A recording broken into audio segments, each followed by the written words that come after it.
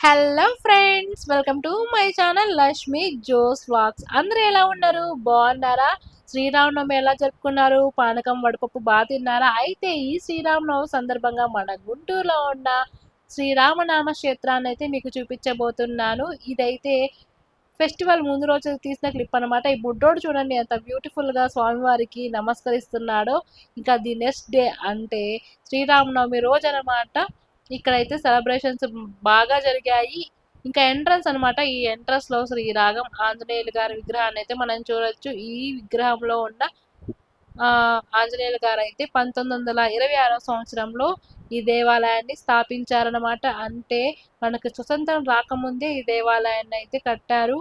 ఇప్పటికి ఈ దేవాలయానికి 99 ఇయర్స్ అంట. ఇంకా నెక్స్ట్ 1 ఇయర్ అయితే 100 ఇయర్స్ అవుతుంది. ఇదైతే లైన్ చూసారా? ఇదైతే దేవాలయానికి వెళ్ళడానికి క్యూ అనమాట. చాలా క్రౌడ్ ఉంది. ఈ దేవాలయానికి 2 ఎంట్రన్స్ ఉన్నాయి. ఇంకో ఎంట్రన్స్ లో అయితే చూపిస్తాను చూడండి. ముందైతే గజస్తంభం ఉంటుంది. గజస్తంభానికి దండం పెట్టుకొని ఇక్కడ నుండి అయితే లోపలికి ఎంట్రీ అన్నమాట. ఇంకా ఎంట్రీలో అయితే అందరూ శ్రీరామ శ్రీరామ అని చెప్పి 108 సార్లు అయితే రామనామం అయితే రాస్తున్నారు. ఇంకా బామలైతే భజన చేస్తూ ఉన్నారు. ఇంకా ఇక్కడికి ఎవరో ఒక గురూజీ వచ్చారు. ఆయన దగ్గర అయితే అందరూ ఆశీర్వాదం తీసుకుంటూ ఉన్నారు. ఇంకా ఈ దేవాలయంలో మీరు గమనించవచ్చు, గోడల మీద శ్రీరామాయణం తలపించే విగ్రహాలైతే కొన్ని ఘట్టాలను ఇలా విగ్రహాల రూపంలో పొందుపరిచారనమాట. చాలా సూపర్‌గా ఉంది కదా అసలు.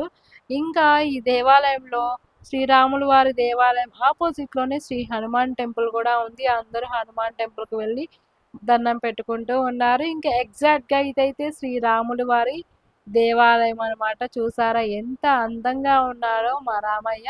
ఇంకా అన్ని దేవాలయాలు అయితే ఈ స్వామివారు నలుపు వర్ణంలో అయితే ఉంటారు. కానీ ఈ దేవాలయంలో శ్వేత వర్ణంలో అయితే మనకి దర్శనమిస్తూ ఉన్నారు. ఇంకా నేనైతే బయటికి వచ్చేసాను. ఇంకా టెంపుల్ ఆపోజిట్‌లో ఎగ్జాక్ట్‌గా శ్రీరామకోటి స్తూపం అయితే ఉంది. ఈ స్తూపం చుట్టూ అందరూ ప్రదక్షిణం చేసి శ్రీరామ శ్రీరామ అని చెప్పి స్వామివారికి దండం అయితే పెట్టుకుంటూ ఉన్నారు. ఇంకా ఈ స్తూపం పక్కనైతే గీతా మందిరం ఉంది. చూడొచ్చు. మహాభారతంలో కృష్ణుడు అర్జునికి గీతోపదేశం చేస్తారు కదా! ఆ విగ్రహాన్ని అయితే మనం గమనించుకోవచ్చు. ఇంకా ఈ దేవాలయంలో పెద్ద కోనేరు అయితే ఉంది. చూసారా ఎంత అందంగా ఉందో! ఈ కోనేరు పక్కనే అంటే మధ్యలో అయితే బావి కూడా ఉంది. చాలా పెద్దదనమాట. ఈ దేవాలయం అనేది బయట నుండి చూస్తే చాలా చిన్నగా కనిపిస్తుంది. కానీ లోపలికొస్తే ఎంత పెద్ద ప్రాంగణమో అయితే ఈ దేవాలయము. మీరు ఇప్పుడు దాకా గుంటూరులో ఉండి ఒక్కసారి కూడా ఈ దేవాలయాన్ని చూడకపోతే ఒక్కసారి విజిట్ చేయండి. ఎందుకంటే 99 ఇయర్స్ అంటే మాటలా. ఈ దేవాలయం అంత ప్రాచీనమైనది. ఇంకా ఎంతో విశిష్టత, ఎంత చరిత్ర కలిగినది. ఇంకా ఇదైతే కళ్యాణ సదనం అనమాట. దీని ఆపోజిట్‌లో ఉన్న కళ్యాణ మండపంలో అయితే ఇప్పుడు శ్రీరామనవమి సందర్భంగా స్వామివారి యొక్క కళ్యాణం అయితే జరుగుతుందనమాట. ఇంకా ఇక్కడ నుండి అయితే నడిచి వెళ్ళడమే. ఇలా నడిచి వెళ్తే కళ్యాణ మండపం అయితే వచ్చేస్తుంది. ఇక్కడ చూసారా ఎంతమంది భక్తులు ఉన్నారో! ఈ ఒక్క శ్రీరామనవమి రోజు ఈ దేవాలయానికి వేల మంది, వేల సంఖ్యలో అయితే భక్తులు వస్తారంట. అసలు చిన్న, పెద్ద అని తేడా లేదు. అందరూ ఎంతో ఆనందంగా అయితే ఉన్నారు. ఆడవాళ్ళైతే బాగా అసలు రెడీ అయ్యారనమాట.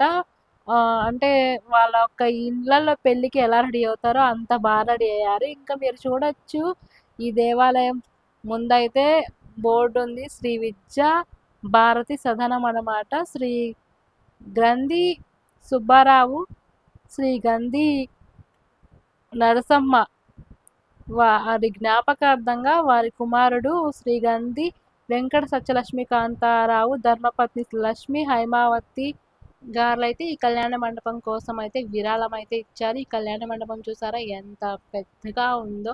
ఇంకా ఇక్కడైతే కొంతమంది కింద కూర్చున్నారు. వెనకైతే చైర్స్‌లో అయితే చాలా చైర్స్ ఏసారనమాట. వేల సంఖ్యలో అయితే భక్తులు ఈ కళ్యాణం చూడడం కోసం అయితే వచ్చారు. ఎంతో అంగరంగ వైభవంగా అయితే స్వామివారి కళ్యాణం అయితే శ్రీరామనామ క్షేత్రంలో అయితే జరిగింది.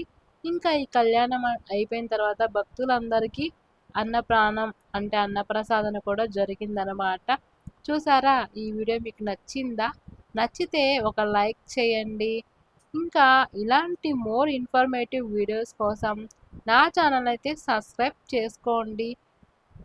Thank you for all.